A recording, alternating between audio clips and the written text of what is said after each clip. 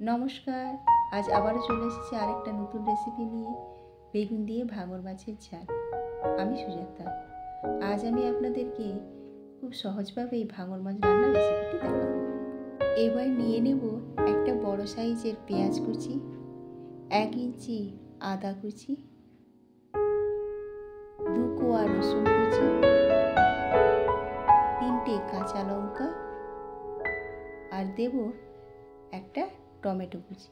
এই সব মশলাগুলোকে ভালোভাবে পেস্ট বানিয়ে নেব। আর আমার লাগবে একটা বেগুন।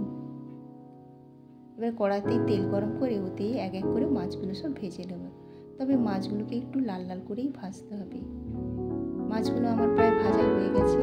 এবার কড়া থেকে মাছগুলো তুলে নেব আর ওই তেলেই ভেজে নেব বেগুনগুলো। বেগুনটাকেও কিন্তু লাল লাল করেই ভাজতে হবে। এবং আমি খানিকক্ষণ ঢাকা দিয়ে বেগুনটাকে ভেজেছি। বেগুন ভাজা আমার হয়ে গেছে। এবার বেগুনটা কড়া থেকে তুলে নেব।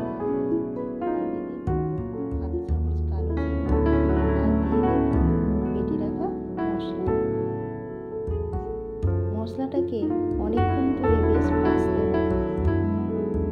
মাঝে মাঝে আমি ঢাকা দিয়ে ভেজেছি।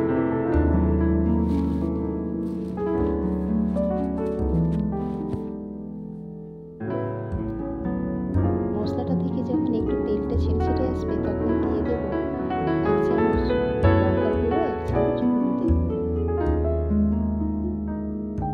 আর সামান্য একটু জল দিয়ে, যাতে পুড়ে না যায়, দিয়ে একটু কষাতে হবে। তারপরে দিয়ে দেব পরিমাণ মতো আবারও ভালোভাবে মশলাটাকে ভেজে নেব। ভাজা হয়ে গেলে ওতেই দিয়ে দেব জল। জলটা দিয়ে ঢাকনা চাপা দিয়ে রেখে দিতে হবে। জল ফুটে গেলে ওতেই দিয়ে দিতে হবে মাছগুলো দিয়েও আবার ঢাকা চাপা দিয়ে কিছুক্ষণ ফোটাতে হবে। তারপর ঢাকনা খুলে আমি ওতে দিয়ে দেব ভেজে রাখা পোস্তর গুঁড়ো আর দিয়ে দেব ভেজে রাখা ধনে জিরের গুঁড়ো। তারপরে আবার কিছুক্ষণ ঢাকনা চাপা দিয়ে ফোটাতে হবে। পরে দেব 1 চামচ আমচুর পাউডার আর দিয়ে দেব ভেজে রাখা বেগুন দিয়ে কিছুক্ষণ ঢেকে 2 মিনিট মতো ফোটাবো। তারপরে গ্যাসটা অফ করে একটু ঢাকা চাপা দিয়ে দেখুন আমার মাছ রান্নাটা প্রায় কমপ্লিট হয়ে গেছে।